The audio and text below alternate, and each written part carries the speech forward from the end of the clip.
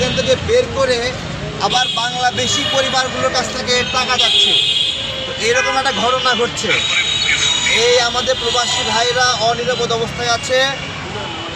পরিবারগুলো আমাদের পররাষ্ট্র উপদেষ্টা অথবা পররাষ্ট্র সচিবের সাথে কথা বলতে চাই, যাতে করে এই বিষয়ে আমরা একটা ব্যবস্থাপনা অথবা আশ্বাস পাই। আমাদের সংগ্রাম চলবে চলবে চলবে, আমাদের সংগ্রাম চলবে। আমরা স্পষ্ট কথা আমাদের প্রবাসী ভাইদেরকে এবং আমাদের যে মায়েরা আছে তাদের সন্তানদেরকে আমরা ফিরায় আনতে চাই, এবং এখানে তাদের স্ত্রীরা আছে তারা ফিরায় চায় তার স্বামীকে, সন্তানরা আছে তাদের ফিরায় চায় তাদের বাবাকে। আমরা এই লিবিয়াতে আমাদের অনেক প্রবাসী ভাই জীবন হারিয়েছে।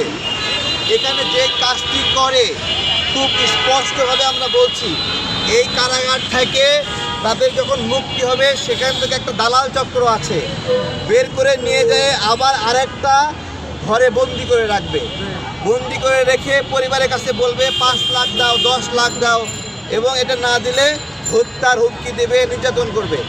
আমরা একটু পররাষ্ট্র দপ্তরের সাথে কথা বলতে চাই, আপনারা একটু ভিতরে খবর পাঠাবেন দয়া করে, কোনো হুড়াহুড়ি না, আমরা স্পষ্টভাবে একটু কথা বলতে চাই, আমরা জোর করে ঢুকবো না।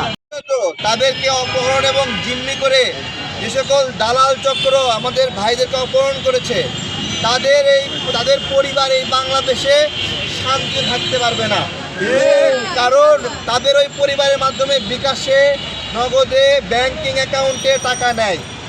আমরা এই বিষয়গুলো সরকারকে বলছি যে আমরা হস্তক্ষেপ করার আগে আপনারা চাইলে আপনারা আরও ভালোভাবে হস্তক্ষেপ করতে পারেন। সেই হস্তক্ষেপ কেন করছেন না আমরা জানতে চাই। এই যে ছবি নিয়ে আমার মা দাঁড়িয়ে আছে, এইভাবে তার সন্তানের জন্য তার আকুতি, এই সন্তানদেরকে ফিরে আনা কার কাজ বলেন? সরকারের কাজ। আমরা সরকারকে সেই আচরণে দেখতে চাই। আমরা পররাষ্ট্র মন্ত্রণালয়ের গেটে আছি, আমরা সহযোগিতা চাই, একটু ভিতরে খবর পাঠান, আমরা সহযোগিতা চাই।